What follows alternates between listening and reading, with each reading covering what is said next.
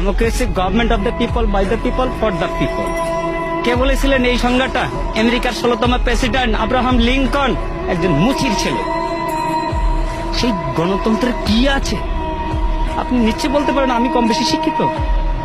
অবশ্যই কিছু শিক্ষিত। আমার হাতে কি রিক্সা? কেন? আমি ভালো কিছু করার কি আমার যোগ্যতা নাই, দক্ষতা নাই? আছে, কিন্তু আমার যাচাই বাছাই করার আমার প্ল্যাটফর্ম পাইনি। তার আগে ওনারা খেলা শুরু করেছেন, খেলা হবে, খেলা হবে। আরে কি খেলা হবে? আপনি কি খেলতে চান?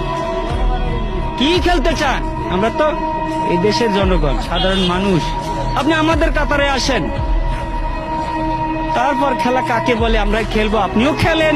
দেশ স্বাধীন হয়েছে, এই স্বাধীনতার দলিলটা কার কাছে আছে? দলিলটা কার কাছে আছে?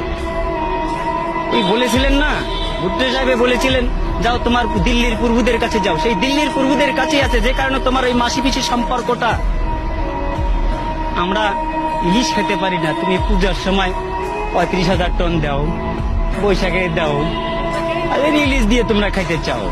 আমার আছে 42 বছর বয়সে, আমি পাইনি আজ পর্যন্ত নিজের হাতে নিজে রোজগার করা টাকা দিয়ে এক পিস ছোট হোক বড় হোক একটা ইলিশ মাছ কিনতে।